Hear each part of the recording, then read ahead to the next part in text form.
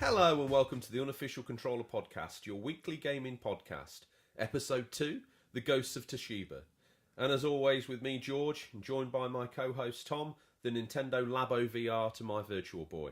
How's it going, Tom? I'm alright, mate. How are you? I'm good. So, question as always, top of the show. What you been playing? Been playing some more Sekiro this week. We've hopefully had that confirmed. That's the proper pronunciation. That's the official pronunciation that's been Sekiro confirmed. Shadows Die Twice. I'm sure there's other opinions out there. I don't even let want us to know say if it there out is. loud anymore. Nor do I. I just I'm tend nervous. to go, you know, that samurai game I'm playing. Oh yeah, Ghosts of Toshiba. Yes. Not to be confused with Ghosts of Tsushima. Here we go again. Tsushima, another one. Ghosts of Hiroshima. Hiroshima. That's not funny, don't laugh. No, I'm not. Okay. Sad times. Sad times. So, what you've been playing Sekiro. Do we need to issue a spoiler warning? I think we should put a spoiler warning out there now. I'm just going to talk a little bit about where I'm at with the game. 30 seconds from now. Okay, so I've just recently done the Great Owl boss fight, and before that I did the Guardian Ape. Both horrific bosses. I think my heart was pounding that much on it. On some of them, I thought I was going to have to go down the village and get the defibrillator out the box on the wall. Intense. And yeah, I'm sure others have shared the pain of those two bosses. Let us know in the comments if you've got any. So we're now entering the spoiler-free area. Yeah. Transitioning seamlessly now into the spoiler-free section. So, yeah. Overall opinions of Sekiro. An excellent game. Probably my favourite From Software game. And that's pretty bold considering they've done Dark Souls and Bloodborne. But it just clicks with me. I like the setting more. It's always just been like your style. I like the way it's more about the deflecting and not the dodge roll type scenario. I don't know, the gameplay just clicks with me a bit more. But we'd like to hear from you if you've got any comments about the game, or do you think it's a little bit too tough? Do you think there should have been an easy mode? I've seen that's a big talking point with a lot of people over the past couple of weeks the game's been out. It looks good. It looks like I think it's a shame that it might put some people off when they read about the difficulty, because if you persevere with it and when it does click, you feel like a badass when you're pulling out those moves. Just think about this in this viewpoint. I think let's see if you can put a twist on this. Compared to a game that most people will have played, God of War, Horizon, something like that, on a scale of 1 to 10, where does it fit in hardness against something like that? Ooh, so there's parts of God of War that can be pretty difficult. True, very. Can not be going to quite. mention those for spoilers, but Yeah. I think if God of War was like a 7, I'd put Sekiro at a 9. Right, so it is significantly more difficult. Yeah, the only game I've played harder, other than back in the day where you didn't get saves and stuff like that, is probably Cuphead, which I'm looking forward to. I mentioned last week, but it's coming out on Nintendo Switch on the 14th of April, so I'll be looking forward to downloading that. I'm sure we'll get to that. So, what have I been playing? Oh, have you got more? Sorry, no. I was just going to say, if you do want to chat to us about Sekiro or got any stories of the boss battle times... Oh, I would love those. How can they reach us? Well, there's the big thing, isn't it? So, you can send us an email at questions@unofficialcontrollerpodcast.com, or they can find us on Instagram or Twitter. Just type in the name and we will be there. Also now available on all the podcast apps, so iTunes, Stitcher, Spotify, TuneIn. I think you can even, by the time you hear this, you'll even be able to tell Alexa to play you the Unofficial Controller podcast. Now that... What a girl. What a girl. Is she number one recommended podcast by Amazon Alexa? I'm pretty sure of that. One day. I reckon so. No, damn it, it's happened. Yeah. Yeah. So, and if you could find us, like, share, leave a review, anything there, guys, that just helps drive people to the show if you've been enjoying it. We'd like some feedback and just... general chit-chat and interaction is... Because once we stop recording, we just sit rocking in a corner until the next time the microphones turn on. Yeah. People pass us little food parcels through a grill in the window. We're not allowed out. What we do is that we scour the internet and play video games.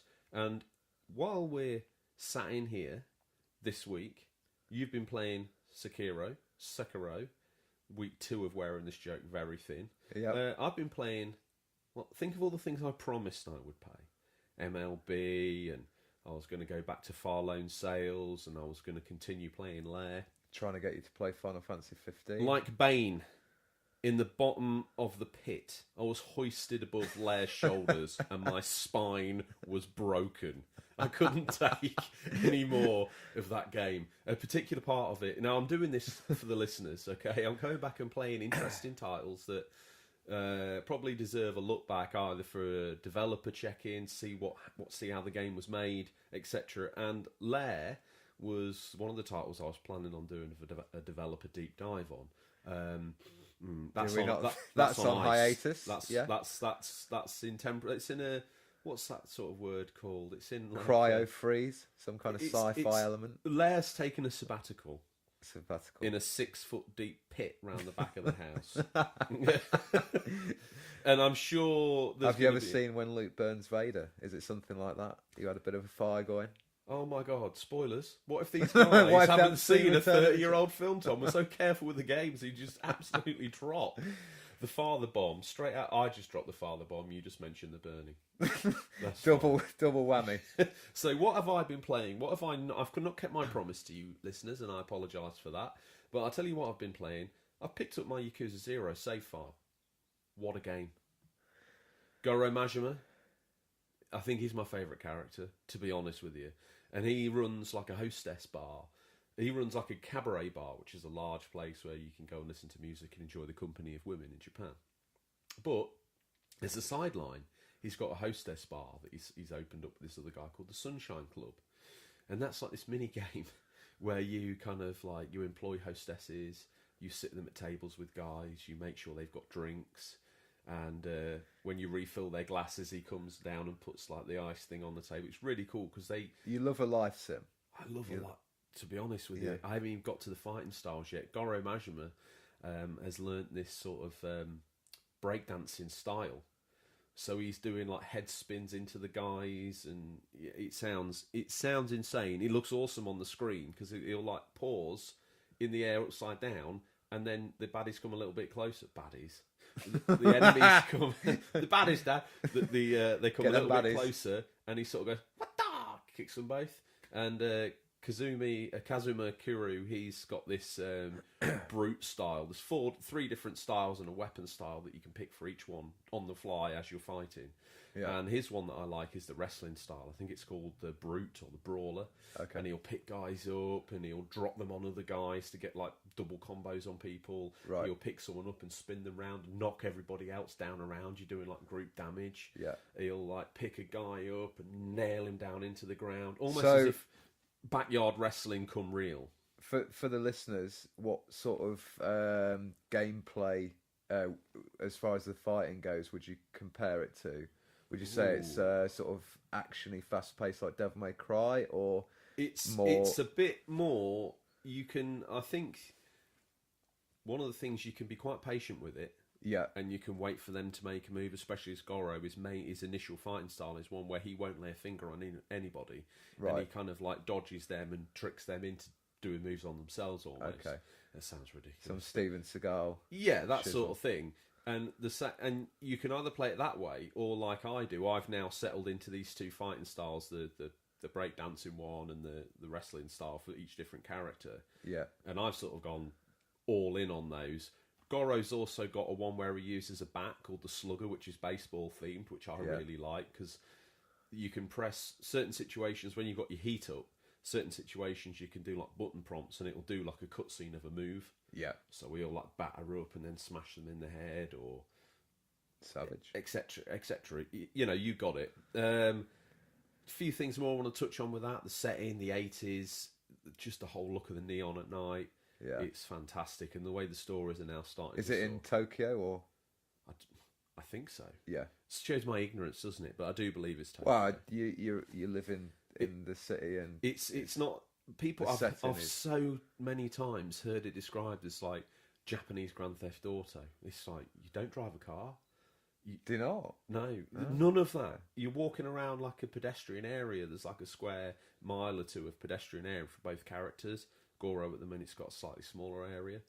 And it's basically just about going in restaurants, meeting the people. So I met, spoilers, it's not really a spoiler, I walked across a bridge as Goro the other day and met a street performer. You know those people that stand really painting themselves grey and stand still as statues? Yeah. And you walk up and it does these little side stories. And I'm going to mention this again. We've talked off air about how I cannot believe that game has got no cross talent from Shenmue because they feel exactly the same.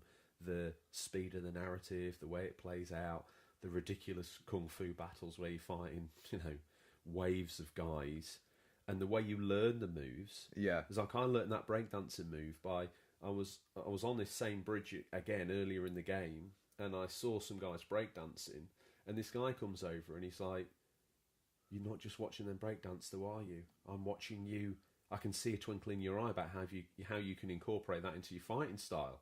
And mate, he sort of goes, "Oh," and then it sort of cuts in his mind to him doing these moves, actually hurting people instead of just dancing.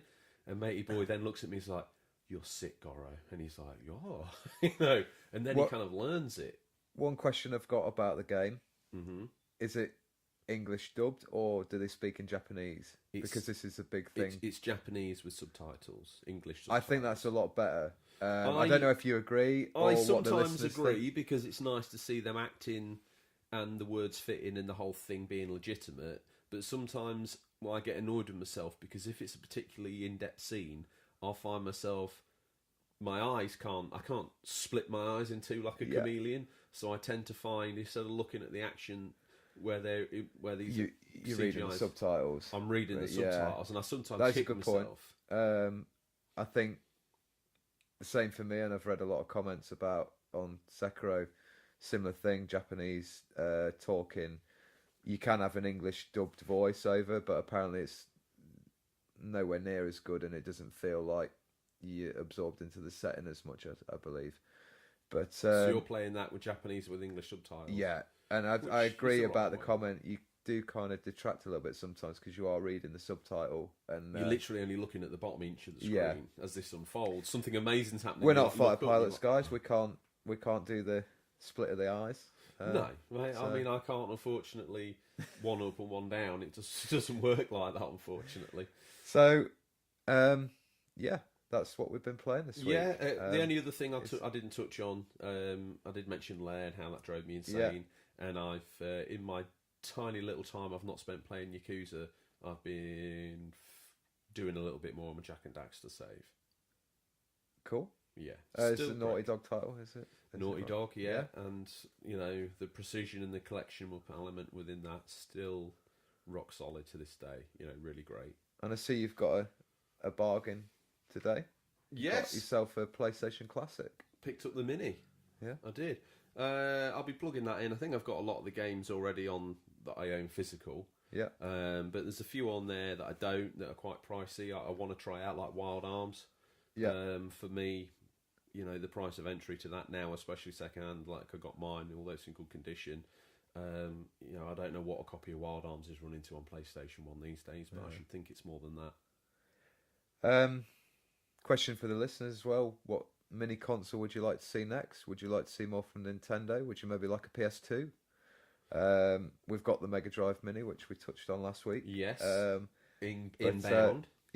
I think there's a lot of fans wanting an N64 Mini, myself included. Oh, I think that if they don't go to that this Christmas, then they're missing out on a pretty big cash in. I mean, Mario Kart 64. We will let's swerve off and do that for a moment.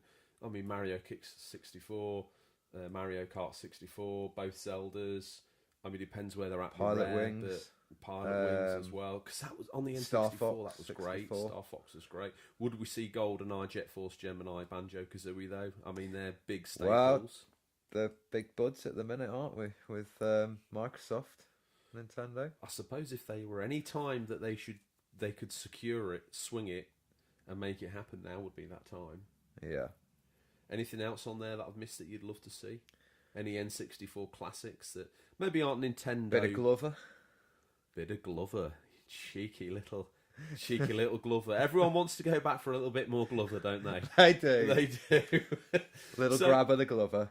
The question is, in this dark, dank hole that we spend our time in, we also have access to a really dodgy-looking 1980s CRT screened internet that's just linked directly into the dark web. And from there, we scour for the meatiest morsels in the news. It's been a quiet week. The internet's been quiet. But we've dug and scratched. Hot off the press, Tom. Are you ready?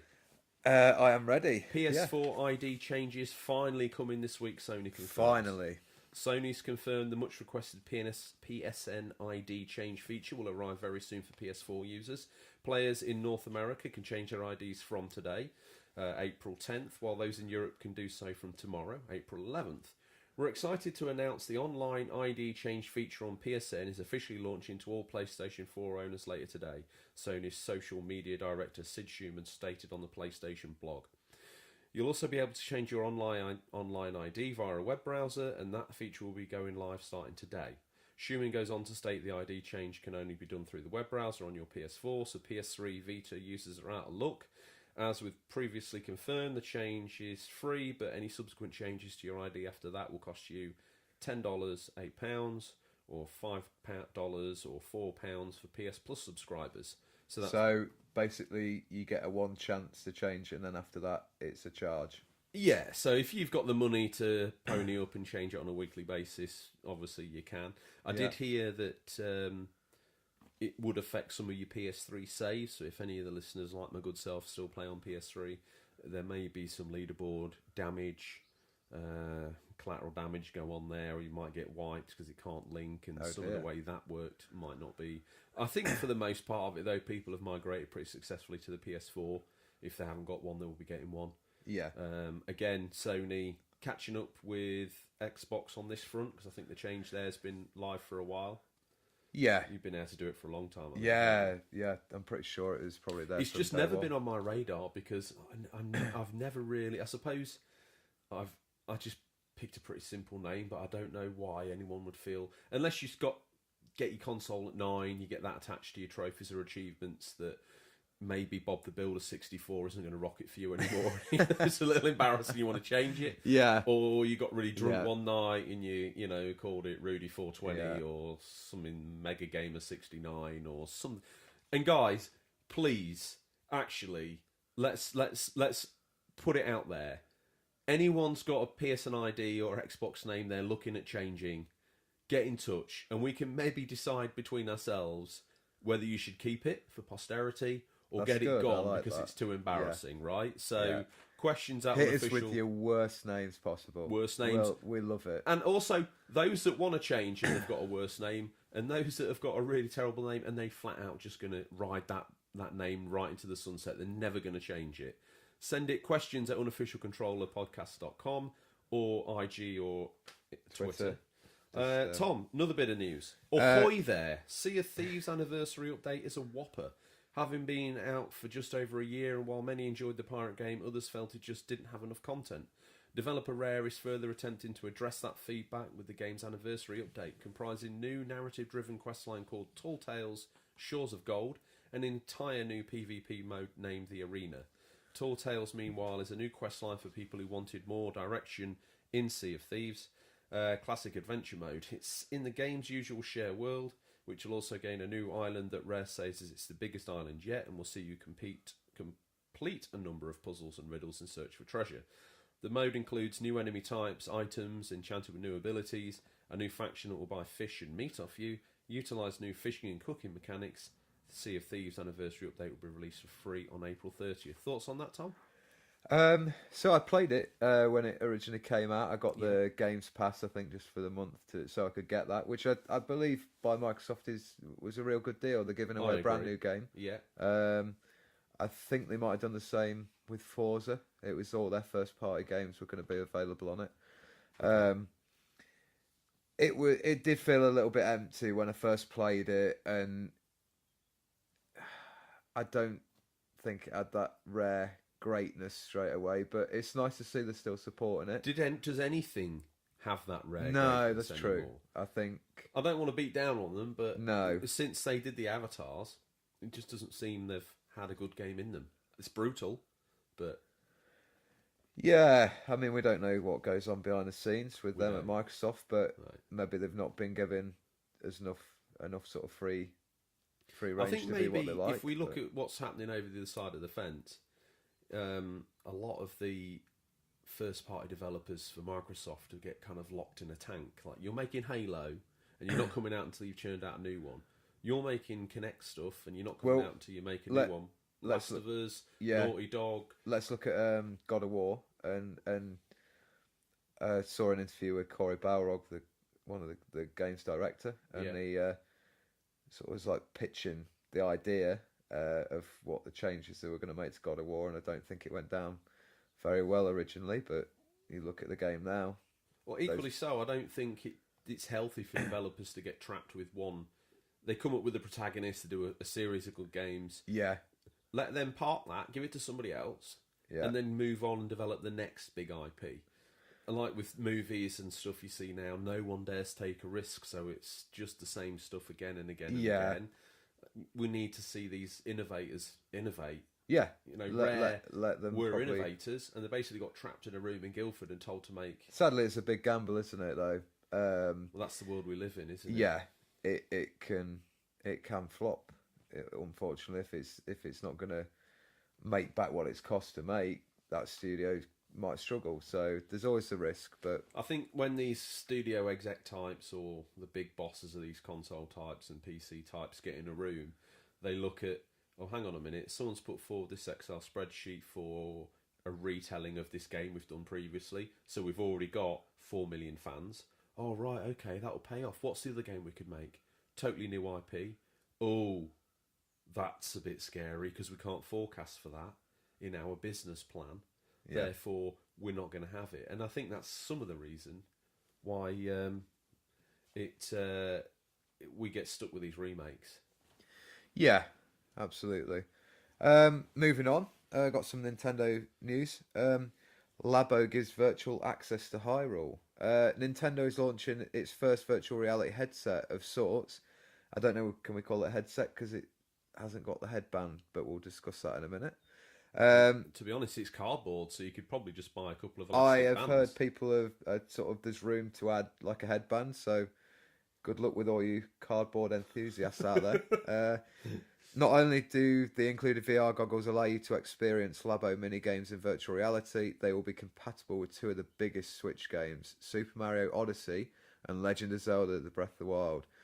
Following free updates to both the titles later in this month, which is going to implicate those VR features. Yeah. Um, What's your what thoughts on that? I As a Switch guy who's did you yeah, get the who last was there Labo at or not? launch and no, I didn't. Oh, I do God. think it's aimed at a younger audience, which is not a bad thing. I mean, hopefully one day when I've got children of my own, I can enjoy building the Labo sets, and I think they're a really good idea. I don't know whether it's maybe catching on as much as they'd hoped. I've seen a lot of pictures on the internet of like people that had run out, bought the Labo, Yeah, and now it's a rather large, cumbersome piece of cardboard taking up a rather vast amount of size of their room. yeah. I think that the pricing, depending on the VR goggles and what mean, sort of quality I they think are, we need is to be pretty aware. fair. I don't think if anyone thinks they're going to go get a Labo VR kit and be walking And into, be like the PSVR, they need to probably get they need to just have a moment of reality, don't yeah, they? Where they just set your expectations quite low. I think, yeah. and it you know Nintendo will do some quirky, cool stuff with it. I saw some screenshots of the Mario Odyssey VR. It's always hard to show VR in screenshots because Yeah, you're not for getting the sure. experience. Yeah, But it looks pretty clear. Again, they are screenshots, so they're probably not giving quite a true representation of what you'll see yourself. As for Breath of the Wild, I'd be excited to see that in virtual reality. It's not like a photorealistic world, but the it unfortunate might. thing that I've heard so far about that is that it only rarely uses a first person view. It actually sits you hovering above Link as you go through the Oh, world. okay. So it's probably not quite what you So were more wanting. like seeing an avatar in front of you and Yeah, which immediately makes me question the use of it. And whether yeah, that they would may be just induce- trying to put a bit of get a couple of bigger name titles quickly updated with like a bit of VR just to test the waters. Maybe Yeah. we'll see I the think rumoured Switch Pro. I think for and the Labo, have it probably needs like 30-second mini games, WarioWare, or they should have released the Virtual Boy games. I mean, I know they're using different technology, but I don't think it'd take a 6 form 10 minutes to replicate that in a flash game that they could put to the Switch. Yeah, you know, why not? It might be the only time they realise the budget. My thoughts on that, you know, if it don't come with headband, you're going to see kids walking around with biceps like Mike Tyson, or Popeye, or Hulk Hogan, or insert large bicep character here. Arnold Schwarzenegger and Predator. Yeah, and his mate Dutch, you know, when they do the boom. Suda51 says Switch is awesome. In more Switch news, looking forward to doing more with the console. In a recent interview with Games Reactor, the man behind the likes of No More Heroes and Killer 7 spoke about his feelings towards Switch as a console. We think it's pretty safe to say that he's a fan of Nintendo's latest creation, and he speaks of doing more with it in the future. I feel the Switch is awesome. It's basically the games console you know. You can load it up, you can play games right away. They've shown a lot of support for indie games, which is really great. They've just announced Cuphead. There's lots of cool games coming on it, and it's really looking fun to play. I'm really looking forward to doing more with it and the Switch. Elsewhere in the interview, Suda51 talks about how his studio, Grasshopper Manufacturer, has returned to its roots, with Travis Strikes Again, with a smaller team allowing him to get into the finer details of the game's creation. He says we're coming back to our roots as an independent developer, and I really feel that right now we have the best environment that we've had so far and the best team that we've had to date, and things are really going great with Grasshopper. Tom, Killer 7, Title I think it's pretty cool on PS2. You've played on PS2. Mm-hmm. Cool. I played it on GameCube. Yeah, bit of a weird sort of online, there's certainly on-rail shooter game. Yeah, there's certainly an acquired taste, but I remember playing it. I think at the time it was part of like a Capcom package that had been promised to GameCube by Capcom, including Resi 4, Killer 7, and there's a game I'm thinking of, if any of the listeners can remember it. The third trifecta. Yeah.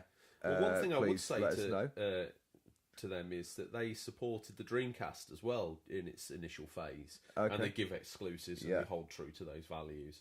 And the fact that they did that with the GameCube as well, I think is cool. Sealed the fates of both consoles. Literally, looks like it's game over for the Switch. You heard it here first. I just think that Killer 7... it might be an acquired taste nowadays. I think people probably wouldn't have the patience for it as much. But the controls, I think, would. I still think it's a cool game to try out. No More Heroes. I haven't had the fortune to play. Yet, I played the first one on the Wii and enjoyed it. I've never got around to playing the sequel or the new sort of indie smaller No More Heroes title they brought to Switch in January. I'd like to see a third one. It might make me play the second and sort of finish off the trilogy maybe on the Switch. But yeah, it sounds like he's a big fan of the Switch, which is good to hear. And excited to see what he does next. Next piece of news. It's a trap. Star Wars Jedi Fallen Order with trailer for trailer. Like a surprise attack on the rebel base of Hoth, Respawn Entertainment action adventure take on Star Wars leaps from the shadows. Star Wars Jedi Fallen Order, awkwardly announced back at E3 last year, has just had its teaser trailer on social media, with EA instructing that we don't stand out. We'll be getting a first look at the game during the Star Wars Celebration event, which will be getting started on the 11th of April and runs through to the 19th. EA will be debuting the title on Saturday the 13th of April at 1:30pm CDT, and that's 7:30pm GMT for us Europeans over here. A little bit more news, bit of PC news, Tom. Yeah, Geralt or Geralt from The Witcher 3 again. Please help. I think it's Geralt. Well, we don't get out, do we? We're locked in this room, so we never get to hear. We only know each other's opinions on these names, so we just kind of literally do our best. Recording this in the echo chamber. So he's finally coming to Monster Hunter World on PC next month. That's fantastic. Geralt of Rivia may be The Witcher, but his job description has always been Monster Hunter, which makes his up-and-coming appearance in Monster Hunter World. Capcom has announced the collaboration event will start on PC on May 9th, and it will feature new quests and the Witchery gear to earn. That's pretty cool. Yeah. The Witcher Monster Hunter crossover is perhaps the most involved Capcom has created to date. Geralt of Rivia himself appears in the new world with new dialogue lines performed by the actors from the original games. That's super cool. Yeah, that's nice that they've gone to that effort. Yeah. Drawing Geralt's silver sword, you'll have to hunt down a Leshen. Have I got that right, Monster Hunter fan? Yeah, I believe so. Well, again, don't ask me because I just say what I see. You know, I'm sure someone will clue us into it. So yeah, that's coming out May 9th. We both play Monster Hunter. You more so than me. Yeah, enjoyed it. So is that update already out on the consoles? I think it is, isn't it? I don't know. I don't know if it's. I think I remember exclusive. seeing it. Okay. Because they had Aloy from Horizon Zero Dawn as well. And that was that was obviously a PS4 exclusive for the Monster Hunter. Yeah. Great game by Capcom. They are nailing it at the minute, aren't they? Over the past couple of years. Yeah, they've really... Monster Hunter World. Yeah. Res Evil 2. Devil May Cry 5. Resi 7. Resi 7. Great game. My brother played that. It's an excellent game. I played it in VR and nearly... Yeah, I played it in VR around here. And, absolutely terrifying. A drink after. More than that, I needed a proper pot down. drink. Yeah, wrapped up cuddling a teddy bear, I tell you now. And finally, 6 more games will be announced for the Xbox Games Pass this week. Yeah, it's good. That's amazing news. The folks at Xbox Games Pass are at it again with the news that 6 titles are set to leave the service at the end of the month. They've announced the perfect remedy. 6 more titles will be announced for the service rather soon. I just loving everything that's going on with that Games Pass at the minute. I think it's a good idea. It's like the Netflix of games. Is it the next evolution? You're talking to a guy who likes to collect pieces of plastic that hold pieces of silicon in them. Instruction booklets, the job lot. Wants to smell that, wants to read that on the way home from the shops. Like, I am that guy. But Games Pass... I think there's room for both. I think it'd be nice to have the option. I want to get my big new release. But for those titles we've talked about, that maybe have been skipped over, I think that's a great place to find them. Like, or even something you're not quite interested in, as much as, like, I don't know, everyone's got their favourite sort of genre title. Something that you could, you pay the Games Pass, you kind of absorbed in that ecosystem. You see something on there, you think, oh, I'll have a go at that. Prime example came to PS Plus a little bit different, but everyone should play it. The Mad Max game. Yeah. I wouldn't have chanced money on that, and we got it as a PS Plus a while back. The sort of thing that should be included on Xbox Games Pass probably is. I need to check, but it's the sort of thing you would have a go at and be like, "Oh my god, this game is actually really cool." Probably something you wouldn't take a punt on in the shop, but if it's there, sat purring away, ready to download, why not give it a go? Sea of Thieves you mentioned. I mean, what a great way of getting on board with that game. Yeah, definitely. I think there's a lot of titles out there that deserve to be played, and hopefully that's a good way of getting them out there. Be excited to see where they go next with that. So the question is, did we miss anything? Yeah. Do you have an opinion or take on the news that we missed, listeners? Tom, if we have missed something, if we've mispronounced something, which is damn guaranteed, how do the collected masses interact with us? Again, it's questions at unofficialcontrollerpodcast.com. Or direct messages on Twitter or Instagram at Unofficial Controller Podcast. And just take another 10 seconds of your time to let you know that we're available for free on all the major podcast providers. And if you could subscribe, leave us a little review, that would be absolutely awesome. And it will help you help other people find us. And maybe one day be liberated from the dark concrete bunker we find ourselves in. Yeah, we need freedom. So, Tom, from there we move into the question. Because this week we're doing a feature. And the feature is, Tom? What we'd like to see from the next generation of consoles. What we'd like to see or from the streaming boxes, whatever they're going to be. Or streaming box. Well, that'll be my first one. I don't want to see a streaming box. Agreed. I don't. As we've just said with the Games Pass, it's doing some good things. But I don't want to see that. I don't. We look at the Google Stadia, is it called? Yeah. It sounds like a live we don't want to microphone. poo-poo any type of gaming product, but I don't really think that's going to interest us because it's solely designed for the streaming side of things. Yeah.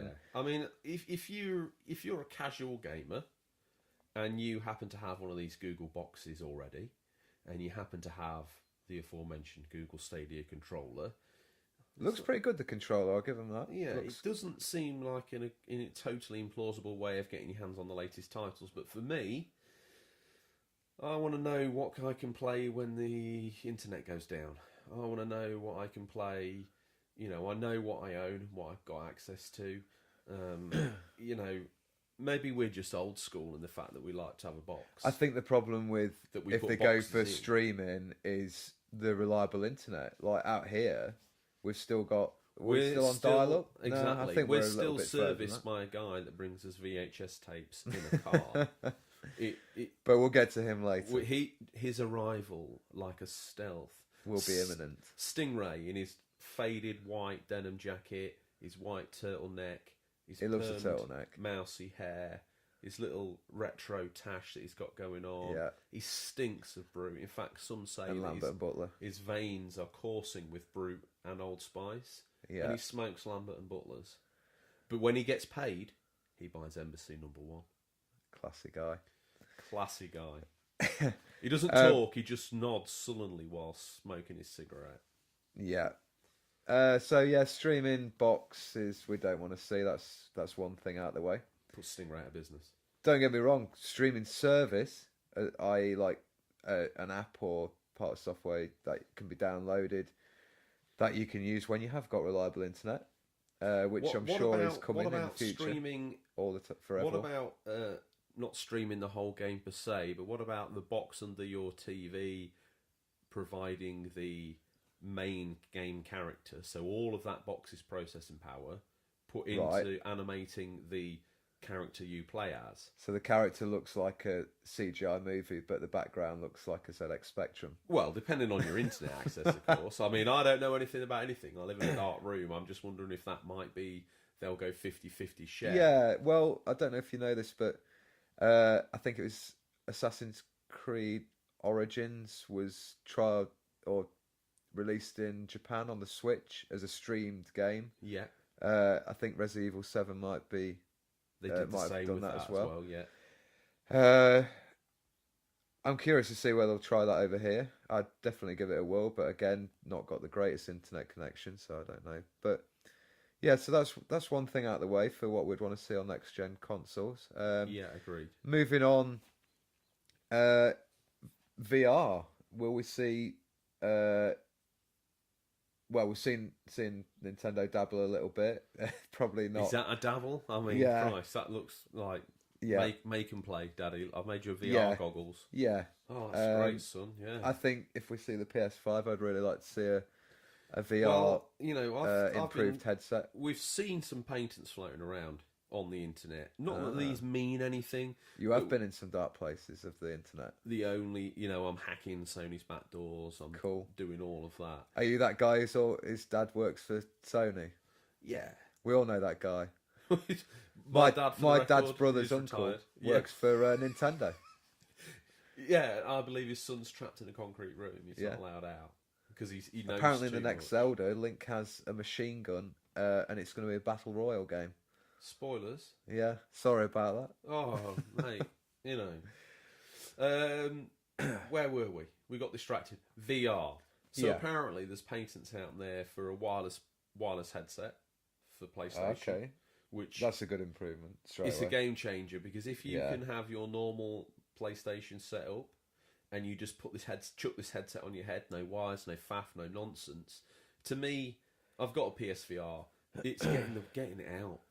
Once you've got it out and set it up, it's fine.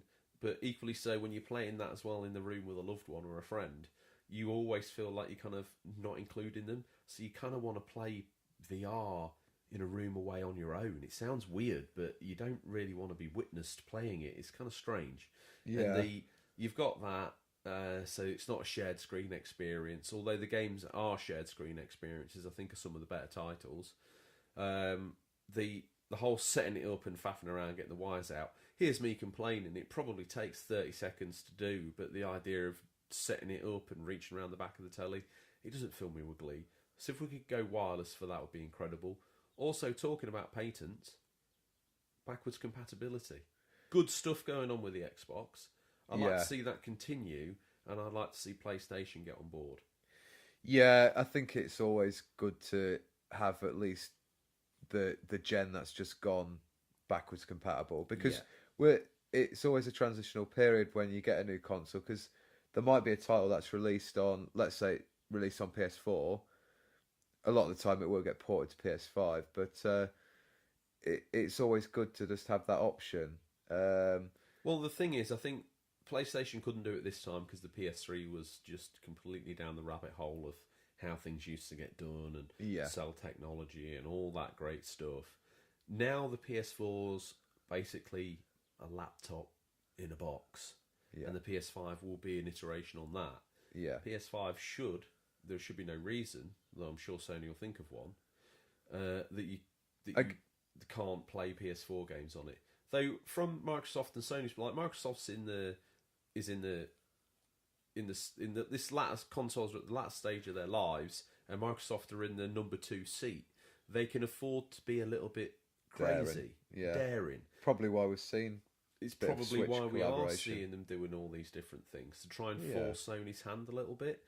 If you're Sony and the PS4's selling gangbuster numbers, which fortunately for them in this generation it is, I'd like to think we see a big E3 for Microsoft, with Sony not being there and Nintendo do the little sort of direct presentation, so it's not a traditional stage show. I think the floor is literally Microsoft to really go, this is what we've got coming. And I don't think they're going to waste that opportunity this I time. don't think so. I'd like to think not. American company but again. Question, where I was getting to, does Sony need to take a risk? If you were about to release your new console, would you release your new console and say, oh, it's alright, you can play your old games on, it's a no rush? Or do you say, here's PS5, it can only play these absolutely humdinger games, get rid of your PS4, get a PS5? At the end of the day, they're in it for selling consoles. Yeah. We always sit here on the other side of the fence saying, oh, why don't they give me this and why don't they give me that? It's their business. Yeah. And we pay them money to play on these titles. If they make it too easy to not upgrade or give you no reason to get that latest title, I think there's always got to be a little bit of a come on with the new machine. I think they could probably do the backwards compatibility into the streaming service and just have those titles available in that way. Have we entered a phase as well where we saw the Xbox One X and we saw the PlayStation 4 Pro?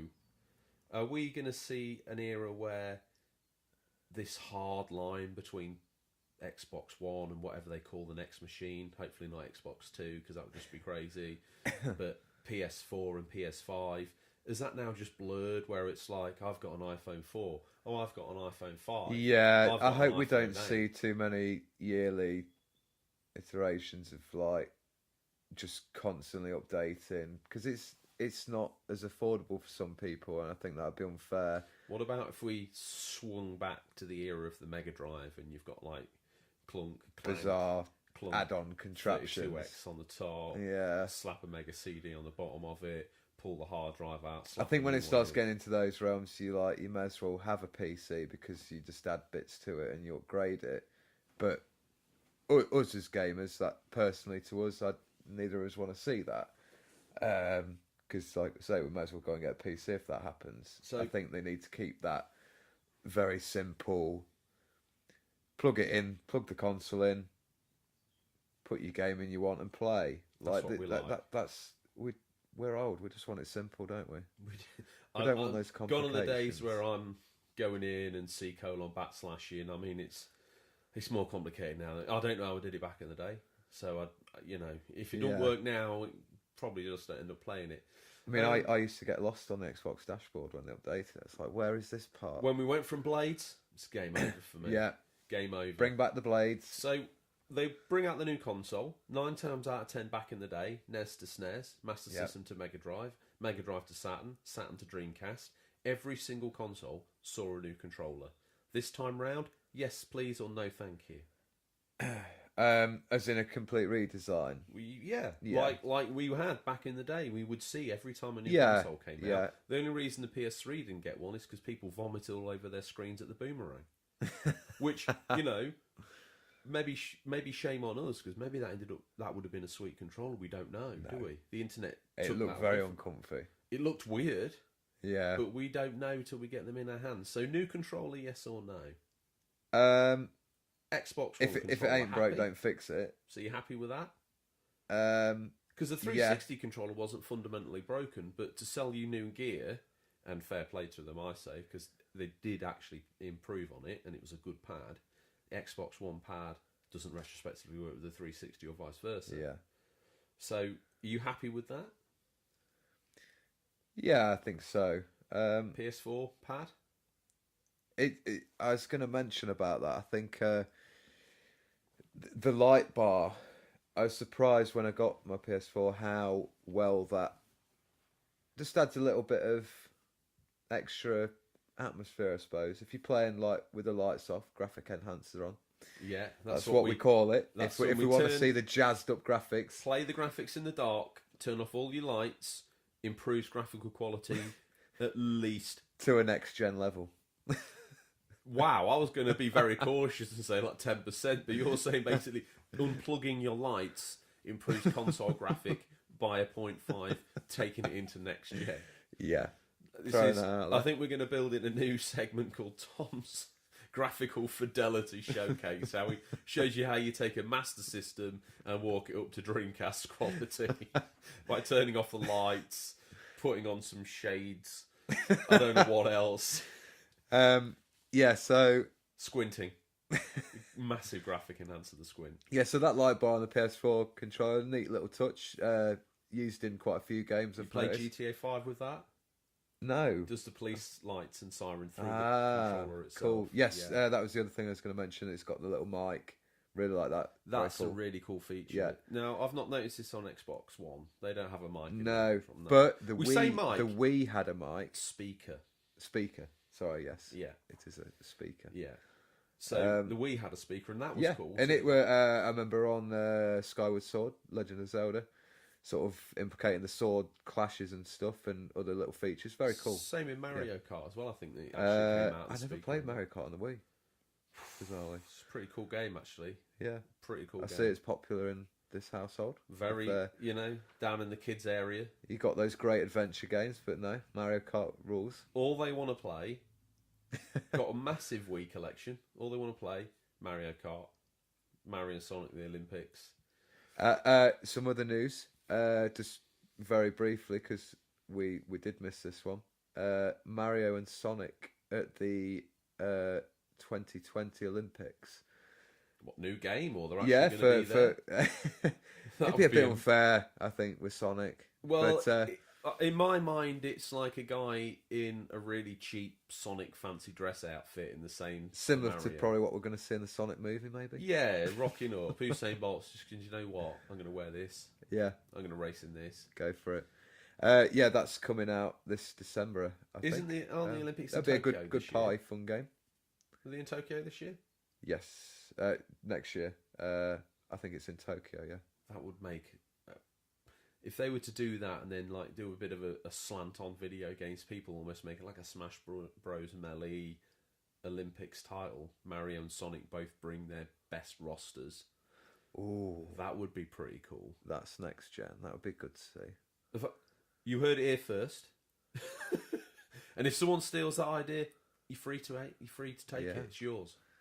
Back to the talking point. What we want from next gen. So we're getting excited, but we're keeping the expectations low. We've talked about a new controller. Me personally, my muscle memory seems to get stuck in a certain ecosystem or a certain way. I'm not ready for a controller iteration yet. I'm liking everything that the modern ones are doing. Yeah, I think, like I said earlier, what about those sort of apparently faked screens of the PS5 controller? Oh, I did see those screens. Yeah. Again, it's just sort of. Do we need? We've got enough screens in our lives. We don't need any more. Well, and this sort of segues into one of my points. I'm nervous that PlayStation and Microsoft Xbox are looking over their shoulder as they always do. So the Wii came out, did gangbuster numbers. Everyone was like, "Oh, motion control." Yeah. Microsoft and Sony have sort of sat there. They've looked over the fence, have seen the Switch. They've gone, "Oh, okay, classic Microsoft and Sony here. Oh, that's doing gangbuster numbers. Our next console needs to have a screen on the go." I don't want them. I think that would be a massive mistake. We've seen them segue down motion controls, then stop, turn around, and come all the way back again. I don't want to see a screen on the go for that. I don't think they will. I think they'll leave it alone. I hope so. I'm nervous about that though. Nintendo's always kind of held the handheld market, and it's doing it again with Switch because a lot of people I speak to, a lot of videos watch, most people are using it as a handheld, which is cool to see. Yeah, well, I had a Vita I've got a Vita. Yeah, that was doing everything the Switch could do years previously, within reason, as long as you've got internet. Which we don't have here. We have to rely on Stingray, but that doesn't really help the Vita work. But it was doing all these things, and they never advertised it as the remote play machine. They never advertised it as PS4 probably on the go. Missed a bit of a trick there, possibly. Maybe if I was to see them come out with something like that next gen PS5, and they say, "Oh, there's also this Vita 2, and you can take your games on the go." I could get behind that. You'd be on board.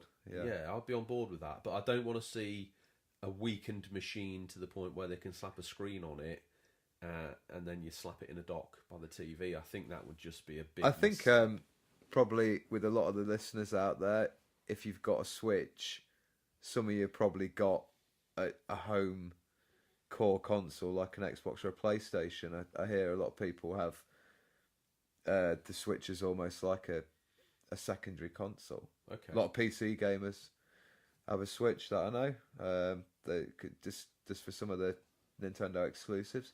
Well, it's the only place to play them after all. Yeah, it is. But getting back on topic with the next gen, if PlayStation 5 reels out sequel to God of War, sequel to Horizon, Spider-Man 2, etc., etc., I will be buying it because they're the exclusives I want to play. I've had so much fun with Spider-Man. And I think you mentioning it then, that was a great game. As sort of gaming history goes, the software sells those machines. It does. They're building we know Nintendo's a really great place to go to get some of these sort of experiences you can only get on Nintendo that have been actually burnt into the collected childhood brains of every single person on the planet. I think Mario platformer games, Zelda adventure games, your Super Smash, your Mario Karts. They're kind of games that's synonymous now with everyone's childhood memories. Are Sony building a library that can? Absolutely. From my point of view, I think they've really nailed it the past few years with those exclusives. Got another one coming out soon, Days Gone, which we're getting quite hyped for. Yeah. Next gen for Nintendo, I'd really like to see like a library of games built, probably mature Nintendo games, solely developed, probably 15 and up, 15s, 18s, those sort of certificates, just to see what they could do. But I just don't think we'll ever see that. It would be lovely to see them do almost like a Yakuza-like game. Yeah, it doesn't have to be really, really dark, just to allow them a bit more freedom on what they can get away with showing. And a bit more of that zany Japanese style stuff that we like. Yeah. I would love to see that. I'd love to see, and they're never going to do it, but like a dark future Zelda. Cyberpunk type thing. Where opponents a bike and bits and bobs. I think they probably have dabbled with bits of that with some of the weaponry and the bike in Breath of the Wild. But yeah, definitely would like to see a sort of futuristic neon skyline city Zelda. Listeners, let us know if you've got any ideas what you want to see in Breath of the Cyberpunk. Yeah. Episode 3 title. Episode 3, Breath of the Cyberpunk. Yeah, it'd be good to hear your thoughts on what sort of titles you'd like to see. One place that we've seen the consoles completely and constantly sort of iterate and improve on is graphics. We've seen them go from 8, 16, 32, and each time the graphics have got better, and each time we thought they can't get any better than this. Do we feel it's time for the AI and the game features to catch up with the graphics a bit more? Because as the graphics get better, the level of interactivity in our brains expects to be higher. Like Red Dead, people called laborious and slow, but the interaction was there. Yeah. Do you want to see more of the console's grunt being used towards adding different features that are in the game to move that on? Because basically we're still playing the same games that we were 20 years ago. I think but that's with it. better If you graphics. look at, like, let's take a first-person shooter or battle royale game, people just concentrate. I've got to get to that area. Got to shoot that person. Just very fast-paced. They're not really interacting or looking at what else is around. Probably because there's not much there. That's Yeah. why when we look at Red Dead, you stop and look around, You do. and you realise, wow, there's so much detail. Like there's an animal over there doing this, or there's another animal chasing after, hunting another one, Yeah. or there's a non-playable character there who I can interact with. Yeah. So I'd like to see that level of detail, but also think it's not gonna. A lot of people aren't interested in it. They just want to pick up and play like a I don't know, a sort of fast paced game. Just play it for an hour and that's it. And throw it down.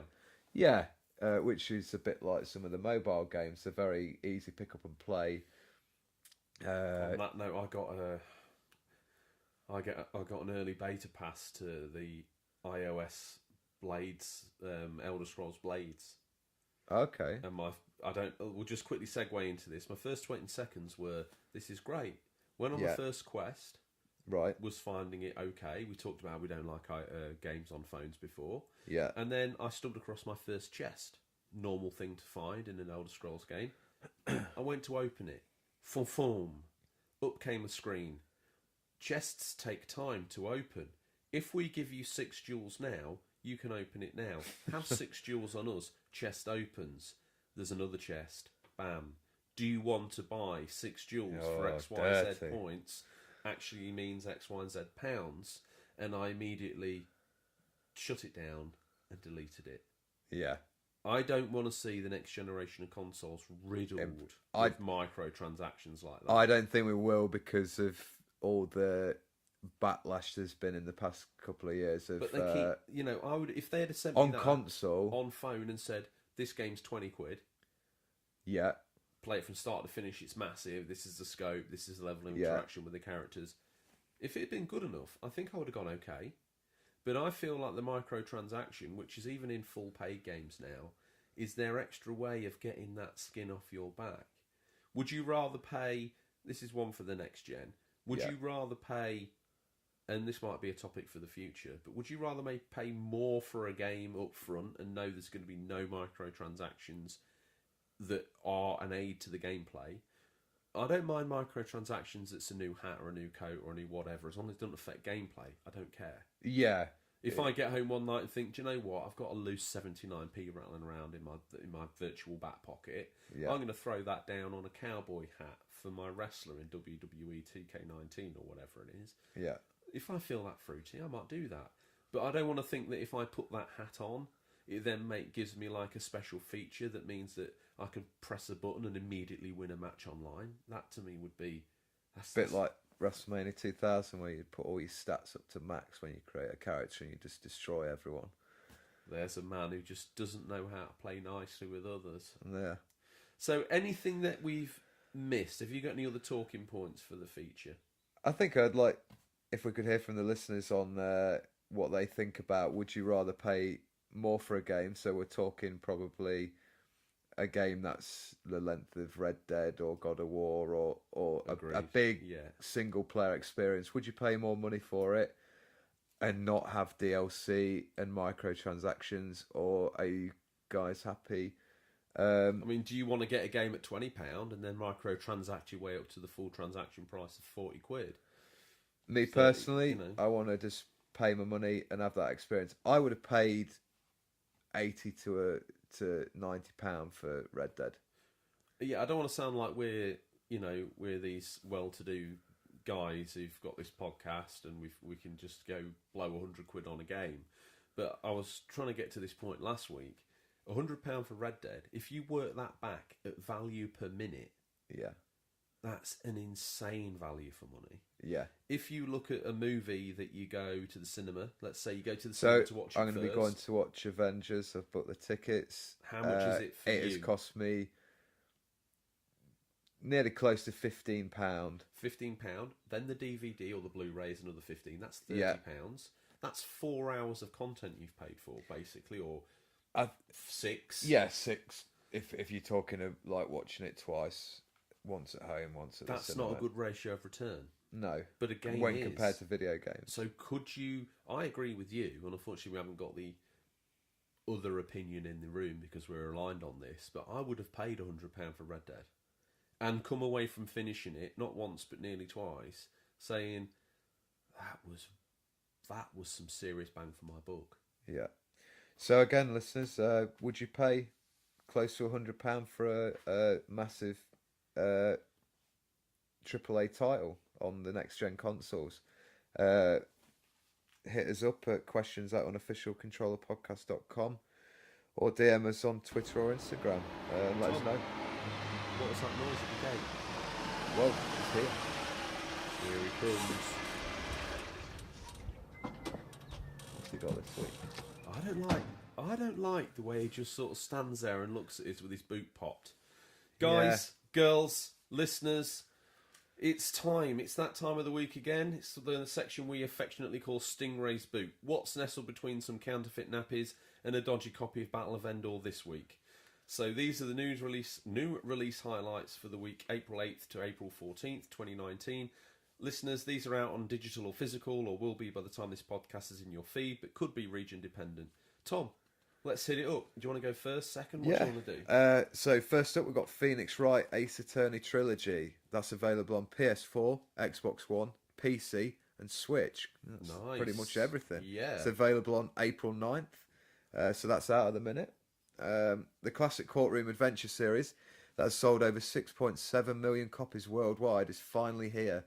Become Phoenix Wright and experience the thrill of battle as you fight to save your innocent clients in a court of law. Play all 14 episodes, spanning the first 3 games in one gorgeous collection. Solve the intriguing mysteries behind each case and witness the final truth for yourself. What else we got, mate? Okay, it's one I'm quite excited about. Looks like nestled between the nappies, we've got a copy of Falcon Age on PSVR and PS4, April 9th. Falcon Age is a first-person, single-player action adventure as Ara. Again, please message in and let us know I've pronounced that incorrectly. To learn to hunt, gather and fight to reclaim her cultural legacy and the lost art of falcon hunting against a force of automated colonisers. Falcon Age is coming to PS4 with optional PSVR support. I read a review of that today. I was pretty impressed. Okay. I haven't got VR, so I might give that a skip. I tell you what, why don't I download it between now and then? Yeah. And then in our quiet times here in the bunker, we can have a play. Yeah, it'd be worth a look. I was it might be the only the, Sunlight virtual or not we see in a long time. Yeah. I'm interested to take a look at that and What's see. next on your hype wagon? Dangerous Driving on the PS4 and Xbox One, April 9th again. From the creative talent behind the game genre-defining Burnout Burnout series, Dangerous Driving puts aggression back into the racing game, recapturing the spirit of the past and taking it to a new place. Dangerous Driving is a game about real driving, the sort of driving you want to do when no one else is looking, the sort of driving you love to do if only everyone else would just get out of the damn way. I like what you've done there. Up next, Shovel Knight Showdown. Another one across all of the formats we cover. PS4, Xbox One, PC, Switch, April 9th. Duel with up to 4 players and scramble after gems as your favourite heroic or villainous knight in Shovel Knight Showdown. All the classic Shovel Knight characters you know and love are playable, many for the first time ever. Gather your pals for endless multiplayer clashes or take control of your favourite character and dig into story mode. Familiar controls, items, mechanics return, making this a platform fighting game that anyone can jump into and try. Thoughts on that? Do you like a bit of Shovel Knight? I've played a bit of Shovel Knight on the Wii U, a hidden gem of a console. Yeah. Pretty impressed. If you like the 8-bit old school sort of Shovel Knight, is that the one that reminds me of like DuckTales, where you like jump up and then jump down with the... Yeah, there's like a downward attack with a Yeah. shovel. That's always looked quite cool to me. I've I never, think you would in all like that. I honesty, think, played that. yeah, worth a dabble on the PS4 for you if you want. Looks like you've swung in with a good one here. Zanki Zero, Last Beginning, coming to PS4 and PC, April 9th again. God created the world in 7 days. It only took 1 day for humans to destroy the world. Life as we knew it sank to the depths of the sea until yesterday. We do not know yet the broken world and the reasons left behind there. An earth where ruins adrift about. Buildings, houses, light posts, cars, traffic lights, Alpha Salt. Modern civilization was destroyed. Can I just say, asphalt is known to the other people in the world as asphalt. It's another name for tarmac. Okay, tarmac. Getting back to it. Modern civilization was destroyed. Becoming nothing more than debris wading in the sea. New ruins drift one after the other before the protagonist who lives on one of those decaying islands. Interesting. Sounds interesting. I've not heard of that. There's a good little nestle there. What else we got? I'm throwing down Earth Defense Force Iron Rain on PS4 April 11th. 50 plus missions in 5 difficulties. The furious battle against the invader aggressors is full of chaos. Includes 50 plus severe missions where you must fight against gigantic enemy creatures and invade huge invader weapons in 5 different difficulties. 4 mobile soldiers and weapons. You will become the legendary mobile soldier, which includes 4 different PA gears, several hundreds of weapons, arms and items. Regain hope to human beings. Bring personality into the battlefield includes character creation mode, enriched offline and offline mode, where playing the offline mode, the split screen will be supported. That's great news. Yeah. What next, Tom? Pick something. So this is my pick of the week from Stingrays boot. This is the Mum, please, if I give you all my pocket money, can I have this? Stingray's nodding, Tom, what is it? Hellblade, Senua's Sacrifice, coming to Switch on April 11th, which is tomorrow as we're recording. Wow, okay. So by the time you hear this, you'll be able to get your grubby mitts on this. Yeah. With or without Stingray. From the makers of Heavenly Sword, Enslaved Odyssey to the West, and DMC Devil May Cry, comes a warrior's brutal journey into myth and madness. Set in the Viking Age, a broken Celtic warrior embarks on a haunting vision quest into Viking hell to fight for the soul of her dead lover. Created in collaboration with neuroscientists and people who experience psychosis, Hellblade Senua's Sacrifice will put you deep into Senua's mind. Now that game has intrigued me from the get-go. Admittedly, I'm part of the problem here because I haven't bought it yet and I really want it. I mean, I enjoyed Heavenly Sword. Probably you wouldn't expect me to pick that title out of there. But I've also got Enslaved Odyssey to the West on my Game of Shame pile. It's Ninja Theory, isn't it, the developer? I do believe so. Just to get that out there. I've been a big fan of some of their games over the time. I've heard a lot of good things about Hellblade. I was going to get it on the PS4, but I did hear about the Switch version. I thought, nice little thing to fire up the Switch again, because it's been collecting a little bit of dust recently. I do believe one of the things that made that so cool was the way that that voice chimes into the conscious stream of the game. I've been told to play with a headset. That's why I'm thinking it'd be cool to play on the Switch. Yeah, in portable mode with some nice earphones. So that was your Mummy, I need that. This is my Mummy, I need this. Nintendo Labo VR kit for Switch, April 12th. A brand new VR experience for all the family. Nintendo Labo VR kit introduces simple, shareable VR gaming experiences that kids and families can build themselves. Nintendo Labo VR kit is the 4th kit in the Nintendo Labo series, providing the tools to make DIY cardboard creations called Toy-Cons. Play a variety of games with these creations and discover how Nintendo Switch technology brings it all to life.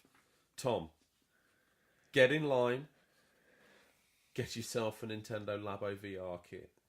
Do you reckon Stingray's got some cardboard that he could probably... He's looking around shifty. I think he's just quickly flat-packed some Pompers nappies, the official nappy of Stingray, and he's just turned the box inside out. He's cut around in a comedy cardboard glasses, and he's handing these out as, I mean, God knows, Nintendo Lubos. Excellent. That might be another one of his products under the front seat that you alluded to in the pilot. But yeah, we won't go into that. So, Tom, as we approach the end game of the podcast, question is, what are you going to try and have a go at this week? What games are going to be in your perfect world now? And no doubt, like me, that won't come to fruition. But where's your gut feeling telling you you're going to be spending most of your gaming time this week? I'm hopefully going to finish Sekiro, get that done and dusted. I'm not looking to start New Game Plus, maybe go back to it and do it. I've got a load of gun pointed at him because he's a one for a spoiler, is Tom. So this is no talk of spoilers. No spoilers. Most people are aware there is a New Game Plus. So if you want to have a crack at that. So yeah, gonna just round out the story and just get that finished because it's a weird experience. It's enjoyable but stressful. Are you gonna? Do you think Hellblade Senua's Sacrifice? My goodness! Imagine if you had false teeth, not that I have, right? And you were drunk and you tried to say that. Yeah, it's not happening, is it? Yeah. And that's Hellblade. I don't know how you got this out. Hellblade Senua's Sacrifice on the Switch. Is that going to get a download, do you think? Or are you going to physically? Yeah, I'd like to, yeah. Because Cuphead's out on the 14th, so that will take priority. But do you think Hellblade, I saw as being like a bit of a standout title for graphical fidelity. Do you think that's going to make the transition to Switch well? From footage I've seen of people playing it at some of the shows recently, looks pretty good. I think, so Hellblade, Cuphead, Sekiro, bit of Overwatch as usual. Goddamn Overwatch. Yeah. You will convert one day. Overwatch. There's nothing. Every time an I look Overwatch online, event coming up soon as well. So if there's any an Overwatch event, just like a new map, possibly new skins for the characters. Do you know what's free content? You know what's going to happen here? We're going to end up being overtaken by a rabid Overwatch fan group that really just want us to talk Overwatch week in, week out. Yeah. If you're out there, get in touch. Anything, even a scribbled note that just lets us know that we're alive here, it is more than we can ask for right now. If you need a Reinhardt main for your team, hit me up. Wow. He's not even shy, is he? No. Mr. Reinhardt. Okay. Tank main. It's like he's speaking a foreign language. I'm speaking a foreign language. Every time I look up, it's like, wow, so proud of him he can speak Japanese. So proud of him. So what am I going to play? I'm not even going to lie. I'm not even going to pretend to be playing anything else. Dead and buried. Les just... I'm or is it going to go for a full Undertaker sit-up out of the grave? If Mumsy thinks I've misbehaved, she might force me to play another Hour of Lair. Okay. If I've been a good boy, I might ask Mumsy if I can go rent Yakuza 0 from Stingrays boot one more time. It's just that damn good. I just can't get enough of it. I'll be honest with you. I don't drink whiskey, but I feel like I want to get a glass. One of those granite little circles that they used to keep the whiskey cool. I've got some of those whiskey stones. Mate. Classy. And you're not playing Yakuza? What is wrong? Like, your room is already... Now, you've already got 90% of the decoration. Transitioning from Red Dead... through the medium of Yakuza to arrive at Ghosts of Toshiba. Come on. Yes. And that's where your next... I think that's your next gaming long camp, isn't it? Yeah. You're working up the gaming mountain towards base camp Toshiba. And on that note, we'll leave it there. That's all we've got time for this week, listeners. As always, thank you for your time. We look forward to the pleasure of speaking to you again next week. Until then, happy gaming. And remember, there's nothing wrong with being given the unofficial controller. It's what you do with it that counts. See you next week, Tom. See you next week, pal.